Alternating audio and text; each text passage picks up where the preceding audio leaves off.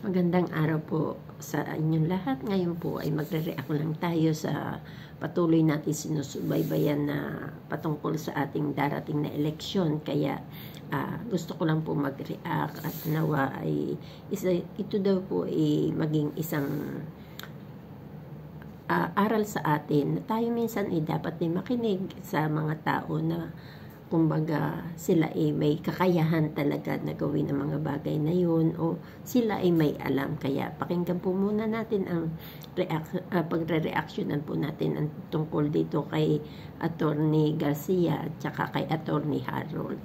Pakinggan po natin. Pagdating sa eleksyon, talaga naninindigan siya. Oo, saka kinasuhan daw siya dahil talagang parang pwedeng mangyari yung kanyang akusasyon. What do you say, Chairman? Una, hindi ko po tatalakay yung mismong kaso sapagkat syempre nandiyan na po yan sa prosecutor's office ng City Hall ng Manila. Pero doon lang po sa sinasabi niya, ang sabi po niya kasi, Sir Alvin Magdoris, dinala namin sa inyong istasyon ang ating mga makina at yan po na-demo natin on the spot talaga pagkaaga-aga nung sa programa po ninyo. Una, ang sabi po niya, yun daw po kasing makina ay nakakabit sa internet mula umaga hanggang gabi sa araw ng eleksyon. At siya po daw hindi gagana kung wala pong internet connection. Okay. Nakita niyo po sa inyong programa, nung dinala po natin, wala na po internet connectivity dyan. Nakasaksak lang po sa kuryente yung mismo makina. In fact, tinanggal pa natin yung saksak kasi pwede natin gumana ang makina kahit hindi po siya nakasaksak sa kuryente sapagkat meron po siyang battery na pwede po tumakbo ng 3 araw. So yun po yung okay. Walang may mali. So ang sabi po niya, basta nakakabit sa internet, sure na mahahack po yan. Wala pong kapitan ng internet dyan. In fact po, ang sabi niya, pangalawa, ang mangyayari dyan ay magtatransmit muna ng result. Pagkatapos mag-transmit na result, tsaka mag-i-imprenta ng balota. Pag-transmit na result, pwede rin daw pong ma-hack doon. Hindi po ba ang ating sinasabi? Nasa guidelines po natin yan. Nasa TOR, nasa source code review, at nasa lahat po ng demo namin na magpiprint muna siya ng siyam na election returns. Yung isa ipapaskil ka agad sa labas ng presinto at pagkatapos tsaka po siya magtatransmit ng result. So ibig sabihin, bago po siya magtransmit ng result sa PPCRB, sa NAMFREL, sa majority party, sa minority party, sa media, sa central server ng COMELEC, sa city or municipal board of canvassers, ay alam na po ng lahat kung ano ang result sa presinto. Dahil nga po nakapag-print na at nakapag-paskil na. At sabi po niya pati, kapag ka daw po corrupted, yung pong machine ay pwede raw po magawa ng paraan na madaya. Hindi po pagka-corrupted kahit yung laptop natin, kahit cellphone natin, hindi na po gumagana yun. So medyo imposible po kapag ka-corrupted. Sabi rin po niya ay pwede na po mahack. Para po sa kaalaman ng lahat, hindi po tayo naka-public connect, tayo po yung naka-private private po ang ating pong internet kung sa transmission, and therefore hindi po siya pwede yung ano po yung sinasabi niya. So doon pa lang po sa mga bagay-bagay na yun, medyo may mga mali po doon sa mga sinasabi niya. Kaya tama po yun. Ang sabi naman niya, pwede makipag-ugnayan kami. Tama po yun, makipag-ugnayan po kami sa kanya, pero yun nga po ang dami na po niya kasing nasabi, hindi muna niya kami tinanong sa mga bagay na yan. If you are... Ayan po, bilang ako po ay nakikinig at sinusubaybayan ko ito, magre-react lang po ako. Siyempre, si Attorney Harold po, bilang isang IT, alam niya yung kanyang sinasabi. Si Attorney Garcia, kumbaga, siya naman siyang head sa COMELEC. So, ang kanya masasabi, yung mga sinasabi lang ng mga IT niya, hindi naman po talaga siya yung IT. Kaya, minsan, siguro pakinggan din natin yung mga sinasabi ng mga dalubhasa kapares ni Attorney Harold para magkatulong-tulong sa pag-aayos ng eleksyon at nang hindi po tayo nagkakagulo. Kasi, kung bangayan ng bangayan, wala pong mangyayari sa bansa natin. Patuloy at patuloy lang di maghihirap. At hindi naman po isa lang ang nagsasakripisyo. Lahat po marami. Lahat ng tao. Nakakalungkot nga po. At yung ibang nasa mga liblib na lugar, hindi nila alam yun. Excited sila pupunta sa pagboto doon.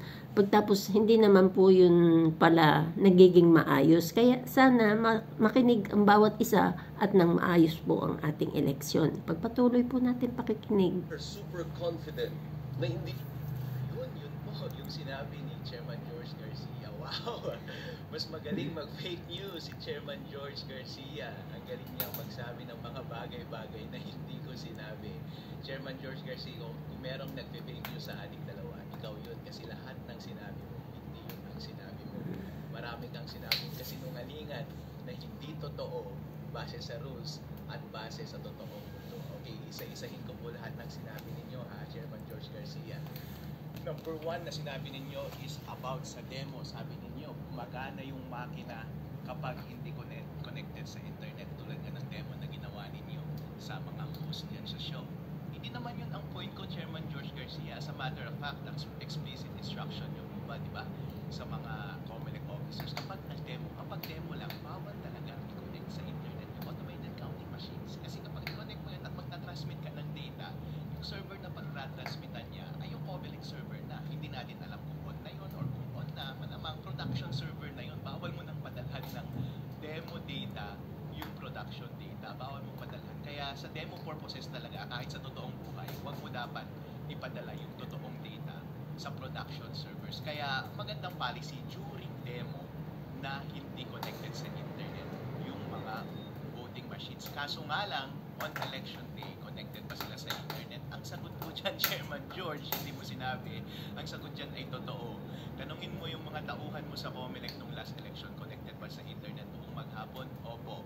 This election, pwede ba natin i-expect na mag-connected siya sa internet during election day? Yes!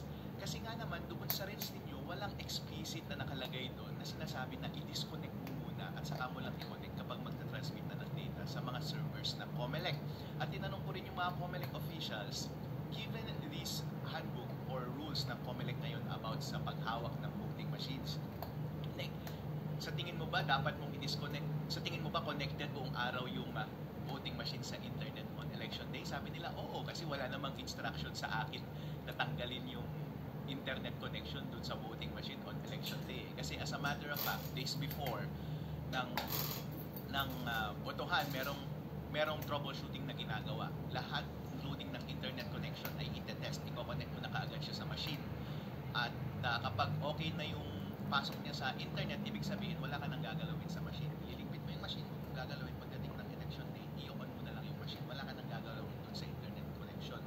So, ang point ko dun is, pwede mong i-deduce talaga na connected siya sa internet throughout the day. Ang point ko dun is, dapat maging explicit sa rules natin na on the day of elections, dapat may instruction doon sa rules ninyo, Annex B ng COMELEC Resolution 11098, na nagsasabi doon na on election day, disconnect mo muna sa internet yung automated counting machine at i-connect mo lang siya after printing ng election returns. Yun lang po ang point ko, COMELEC chairman, kasi kapag hindi mo ginawa yun, kahit tanungin mo lahat ng mga teacher ngayon na nagbabantay ng mga presinto natin, hindi naman nila alam about sa IT hindi nila alam masyado tong issue na to. Siyempre, kung walang instruction, hindi nila gagawin.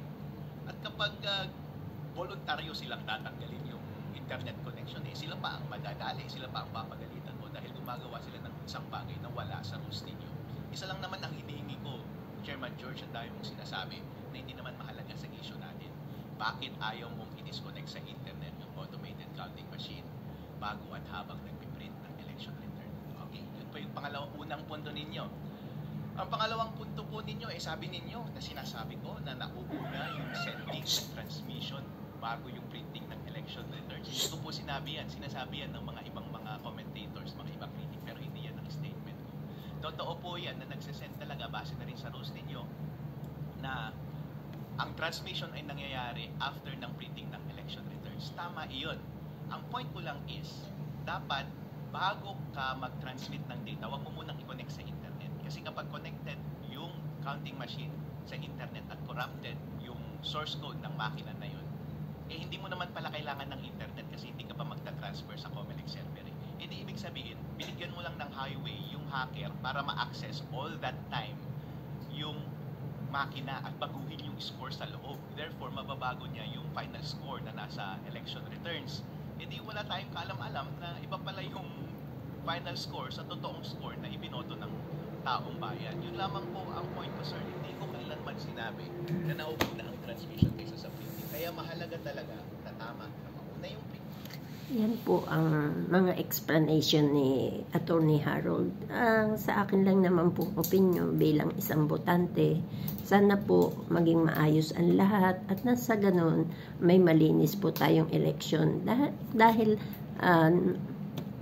katungkulan din po ninyo na ayusin ang ating eleksyon upang sa ganun meron tayong malinis na eleksyon. At bilang isang botante, siyempre ine-expect namin, lalo kami mga OFW, ine-expect namin yung malinis at transparency na eleksyon sa ating bansa. Kaya sana po maging maayos ang inyong pag-uusap at huwag po dumating sa kasuhan. Kakasuhan natin si Attorney Harold, which is may point din naman siya bilang isang IT na andun yung kanyang knowledge, yung kanyang karunungan, kung paano niya na-explain yun. Bakit hindi na lang po sana mag-usap at patuloy na i-explain, kumuha ng kuro-kuro sa bawat isa, at nang sa ganun po, tayo ay magkakaroon ng kapayapaan sa bansang Pilipinas. Nakakalungkot na nga po na kami mga OFW, siyempre, kahit anong mangyari, yung balita pa rin sa Pilipinas ang aming inaabangan. Amin pong laging binabantayan. Ngayon, wala na kaming mabalitang maganda. Puro awayan, kasuhan. Yan na lang po ba talaga ang gustong gawin ng mga namumuno sa ating bansa? Hindi pa tayo nangangarap na maging maayos ang pamumuhay ng bawat Pilipino. Hindi pa tayo nangangarap na isang araw makabilang ang Pilipinas sa isang maunlad na bansa. Alam niyo po, habang iniisip ko palagi yung sitwasyon sa Pilipinas, lalong pahirap po ng pahirap ang buhay. Wala na ba talagang tutulong para maging maayos ang lahat? Ang lahat ng namumuno kapare sa Kongreso, lahat na nagbabalita ng tama, sasabihin narko, bayaran ng pogo. Hindi nyo ba naiisip na kaya ang mga OFW ay sumusuporta doon?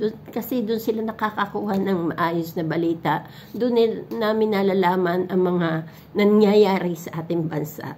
Kasi ngayon po, iba na yung panahon. Kumbaga, talagang nakakalungkot, wala ka ng mabalita na maganda para sa bansang Pilipinas. Nakakalungkot po kasi siyempre, bilang isang nanay, ninanais ko rin na yung aking mga anak huwag na pong mag-abroad. Kasi ang hirap po sa kalooban na umalis, iwanan ang pamilya para maghanap buhay. Napakasakit po sa kalooban. Kaya sana po sa lahat ng namumuno na palagi nating isipin yung kapakanan ng ating bansa, ng bawat Pilipino, nang sa ganun naman po ay makaraos at magkaroon ng magandang buhay ang bawat Pilipino. Maraming salamat po. Ako po ay nag-comment lang dahil tinitimbang-timbang ko rin naman po yung aking pinanonood kung alin yung tama. Siyempre, binibigyan din naman ako ng wisdom ng Diyos kung sino yung pakikinggan ko at sino yung papanigan ko. Ang panig ko lang po ay laging sa tama. Kaya kung kayo nagsasalita ng tama, marami magmamahal sa inyo. At kung kayo ay gumagawa ng tiwali, kakalabanin kayo. Yun lang po ang aking gustong sabihin dahil nakita ko po at napakinggan ang tinubaybayan ko simula yung unang mag-vlog si Attorney Harold. Nakita ko po yung kanyang concern sa pagiging bilang isang attorney ay concern siya sa darating na eleksyon. Hindi dahil siya ay tumatakbo, kundi dahil gusto niya magkaroon ng maayos na eleksyon sa ating bansa. Kaya maraming salamat po. Nawa ay tayo po ay magkaisa at huwag pong magbangayan. Walang mangyayari kung bawat Pilipino ay nag-aaway-away. Hindi po mapupunan ng isang butil na bigas ang kaldero ng bawat Pilipino. Kung kayo po na namumuno ang siyang nag-aaway-away, kawawa po ang taong bayan. Maraming salamat po at God bless us all. Bye for now.